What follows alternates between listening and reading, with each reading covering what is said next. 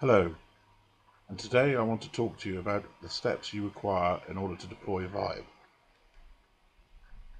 What do you need? Well, firstly, ViBE's a VPN technology, so you require a ViBE server and a ViBE-enabled device or a CPE device at the other end of the tunnel. So let's work through exactly what you need.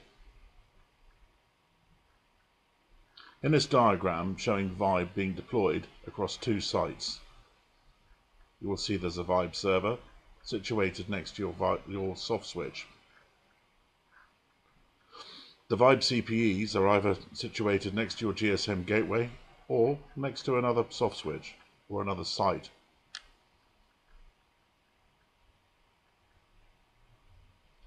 The ViBE tunnels are created between the CPE devices and the ViBE server.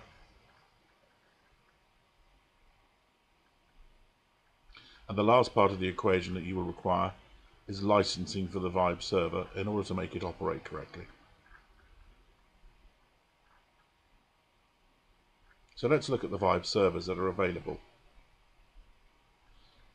As an entry level, the SPS 503 ViBE server is capable of handling 150 calls. There is a VMware version of the above device which is actually capable of handling 300 calls. As it is a VMware version, you will be required to make sure that you already have a VMware server up and working for the ViBE VMware to be loaded onto. For larger devices, we have the SPS 601 Lite, which is a ViBE server. It's a 1U rack-mounted device which is capable of handling 1,000 calls. This is upgradable through software only to the full-blown SPS 601, which is a ViBE server capable of handling 3,000 calls.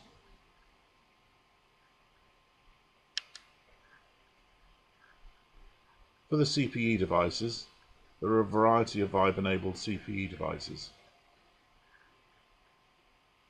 The ones that are most frequently used in the gateway and termination markets are the following. The MT750, which can handle 32 calls, is in fact a MikroTik RB750, which has the operating system overwritten with ViBE OS. There are two ways of getting hold of a ViBE-enabled version of this. One is direct from VoIPEX, ourselves, who would ship it to you with the license and the software preloaded. The second way is to buy an MT750 loader, which is a specific unit that allows you to load the ViBE software onto MikroTiks that you source locally. If you go down this route, and when you buy the loader unit from VoIPEX, you will need to pay a one-time only CPE license fee for each unit that you flash. There is also a TP-Link 3420, which is capable of handling 50 calls despite saying 40 on the slide. For this device, you don't need to buy a specific loading unit, purely need to download some software from our FTP site, which will allow you to load the ViBE OS or the ViBE firmware load onto a TP-Link units that you source locally. Like the MikroTik, you will be required to pay a one-off CPE license fee for each unit that you flash with ViBE. For larger sites, we have the P2PB 203, which is capable of handling 150 calls and is a specific ViBE appliance. That's only available from ourselves direct. You need to license the ViBE server. ViBE licenses control the simultaneous number of calls that can go through the server unit and are sold in two ways. If you're buying under 100 licenses, then you pay for it annually in advance. So i.e., if you're looking for a 16-port license, it would be valid for 365 days, after which you would need to renew that license. If you need more than 100 licenses, then you buy them in blocks of 100 and typically pay for these quarterly.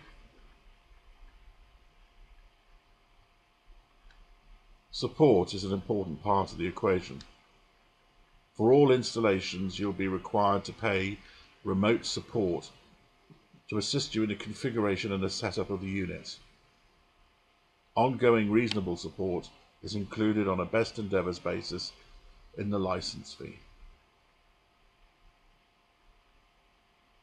So that's it. 4 very easy steps to deploying ViBE.